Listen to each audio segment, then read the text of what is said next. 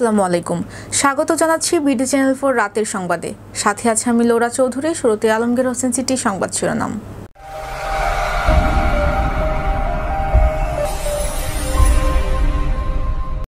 বিএনপির সব রাজনৈতিক ক্ষমতার উৎস জনগণ, তারেক রহমান।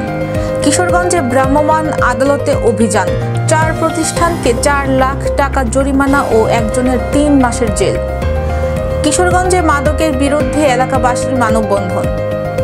ঈশ্বরগঞ্জে জুলাই গণ অভ্যুত্থানে গণমাধ্যমের ভূমিকা নিয়ে আলোচনা সভা অনুষ্ঠিত। গাজায় যুদ্ধ বন্ধের আহ্বান ইসরায়েলি বিরোধী নেতার। ইংলিশদের সামনে ভারতের 374 রানের চ্যালেঞ্জ। শুনছিলেন আলমগীর হোসেন সিটি সংবাদ শিরোনাম। এবার রাজবাড়ী বিরিয়ানি জাতীয় সংবাদ।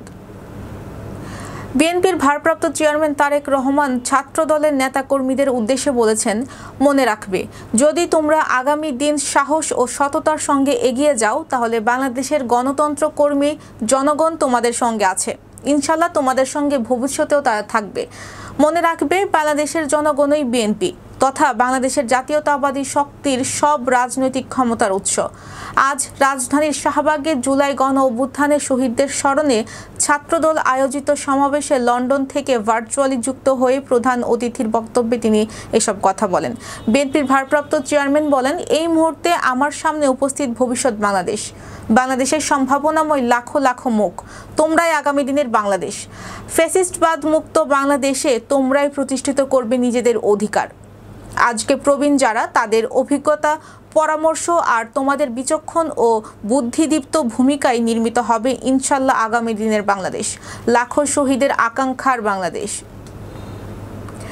এবার ম্যাপেল ইন্টারন্যাশনাল স্কুল স্থানীয় সংবাদ।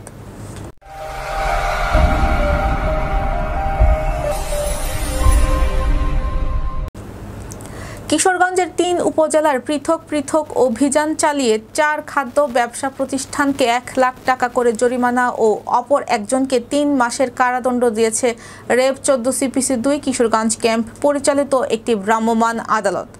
নিরাপদ খাদ্য আইন 2013 এর 39 ধারা মোতাবেক তাদেরকে সাজা জরিমানা করা হয়। গতকাল দুপুর 12টা থেকে বিকেল 4টা পর্যন্ত করিমগঞ্জ ও তারাইল উপজেলায় এ ভ্রাম্যমাণ আদালত পরিচালিত হয়। এ সময় একজন সিনিয়র জুডিশিয়াল ম্যাজিস্ট্রেট ভ্রাম্যমাণ আদালতের নেতৃত্ব দেন। এ সময় কিশোরগঞ্জ সদর উপজেলার আমার ফুড প্রোডাক্ট এর মালিক মোহাম্মদ আলামিন, করিমগঞ্জ উপজেলার অঞ্জন বেকারি এর মালিক স্বপন চন্দ্র দাস, তারাইল উপজেলার মায়ের দোয়া রেস্টুরেন্টের মালিক আজিজুল ইসলামকে 1 লাখ টাকা করে মোট 4 লাখ টাকা জরিমানা করা হয়। এছাড়া একই উপজেলার রানা মিষ্টান্ন ভান্ডার এর মালিক আব্দুল্লাহ আল মামুনকে 3 মাসের জেল প্রদান করা হয়। আমার সোনার বাংলায় মাদক ব্যবসায়ীর ঠাঁই নাই, চলো যাই যুদ্ধে মাদকের বিরুদ্ধে। এই স্লোগানকে সামনে রেখে কিশোরগঞ্জ মাদক বিরোধী মানববন্ধন করেছে স্বল্পমারিয়া এলাকাবাসী। আজ সকাল 11টায় কিশোরগঞ্জ সদর উপজেলার স্বল্পমারিয়া আইন উল্লাহ সরকারি প্রাথমিক বিদ্যালয়ে সামনে সচেতন যুব সমাজ ও স্বল্পমারিয়া গ্রামবাসীর উদ্যোগে এই মানববন্ধন অনুষ্ঠিত হয়। মানববন্ধনে বক্তব্য রাখেন স্বল্পমারিয়া এলাকার মোহাম্মদ নজরুল ইসলাম, এনামুল হাসান রোমান, শফিকুল ইসলাম খান, মাহফুজ ইবনে ফেরদৌস, কামরুল ইসলাম, মোহাম্মদ শরীফ মিয়া, ফজলুর রহমান, আব্দুল খালেক, মোহাম্মদ নুরুল ইসলাম, আব্দুল হামিদ, আমজাদ হোসেন রাসেল, মোহাম্মদ আনোয়ার হোসেন নাইম সহ আরও অনেকে। বক্তারা বলেন, মাদক শুধু একজন ব্যক্তিকে নয়, পুরো পরিবার, সমাজ ও জাতিকে ধ্বংসের দিকে ঠেলে দেয়।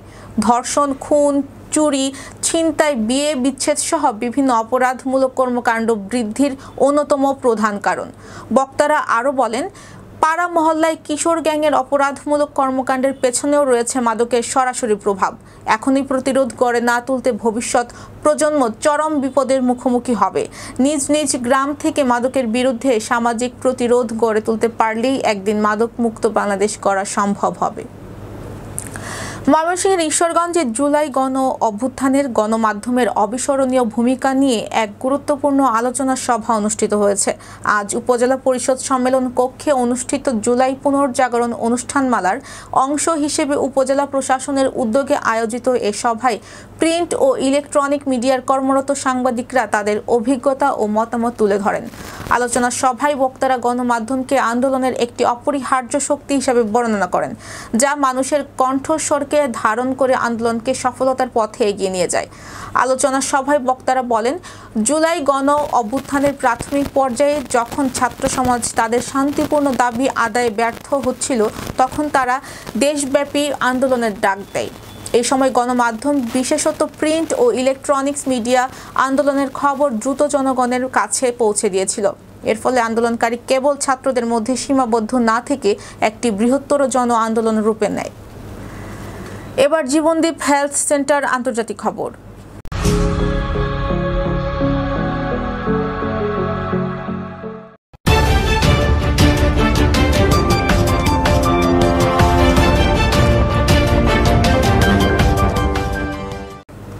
ফিলিস্তিনের গাজা উপত্যকায় যুদ্ধ বন্ধের আহ্বান জানিয়েছেন ইসরায়েলি বিরোধী নেতা ইয়াহির লাপিদ। তিনি বলেছেন, নেতানিয়াহু সরকার জনগণের সমর্থন হারিয়েছে। তার সরকারের গাজায় যুদ্ধ চালিয়ে যাওয়ার আর কোনো অধিকার নেই। আজ সামাজিক মাধ্যম এক্সে দেওয়া পোস্টে ইয়াহির লাপিদ বলেন, অনাদিকাল থেকে ইসরায়েলের যুদ্ধের জন্য একটি অপরিহার্য শর্ত ছিল জনগণের সমর্থন। সংখ্যাগরিষ্ঠ জনগণ সরকারকে সমর্থন না দিলে, রাজনৈতিক নেতৃত্বের উপর আস্থা না রাখলে ইসরায়েলের রাষ্ট্র যুদ্ধ করতে পারে না। তিনি আরও বলেন, এই শর্তগুলোর কোনোটিই এখনও পূরণ হয়নি। গাজা যুদ্ধ শেষ করার এবং জিম্মিদের ফিরিয়ে আনার সময় হয়েছে। গাজায় যুদ্ধবিরতি এবং জিম্মিদের মুক্তি নিশ্চিত করতে ব্যর্থতার জন্য প্রধানমন্ত্রী বেনিয়ামিন নেতানিয়াহুর সরকারের উপর ক্রমবর্ধমান অভ্যন্তরীণ চাপের মধ্যে এই মন্তব্য করলেন ইয়াহির লাপিদ। এবার ঘরোয়া ডিজিটাল প্রিন্টার্স খেলার খবর।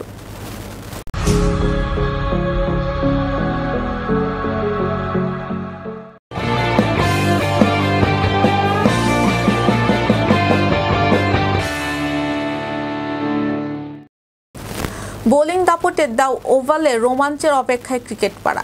ইংল্যান্ডের বিপক্ষে 5 ম্যাচ সিরিজের শেষ টেস্টের দ্বিতীয় ইনিংসে চ্যালেঞ্জিং লক্ষ্য দিয়েছে ভারত। জয়সওয়ালের সেঞ্চুরি এবং আকাশদীপ, রবীন্দ্র জাদেজা ও ওয়াশিংটনের হাফ সেঞ্চুরির ইনিংসে থামে 396 রানে। ওভালে জয়ের জন্য ইংল্যান্ডের লক্ষ্য 374 রান। হাতে সময় আছে 2 দিন। গতকাল তৃতীয় দিনের শেষ সেশনে জয়ের লক্ষ্যে ব্যাট করতে নামে ইংলিশরা। এর আগে ভারতে 224 রানের পর 247 রানে অল আউট হয় স্বাগতিকরা। বোলিংয়ের প্রথম ইনিংসে অ্যাটকিনসনের পর এবার জশ টং নেন 5 উইকেট। অ্যাটকিনসন 3টি ও ওভারটন 2টি উইকেট শিকার করেন। সিরিজের প্রথম টেস্টে লিডসে সেঞ্চুরির পর ওভালে শেষ টেস্টের দ্বিতীয় ইনিংসেও 3 অঙ্কের দেখা পেয়েছেন ইয়াশোভি জয়সওয়াল। তিনি আউট হয়েছেন 118 রানে। এছাড়া আকাশদীপ 66, জাদেজা ও ওয়াশিংটন দুজনেই খেলেন 53 রানের ইনিংস। এই প্রতিবেদন লেখা পর্যন্ত শেষ বিকালে কোনো উইকেট না হারিয়ে ইংল্যান্ডের সংগ্রহ 50 রান।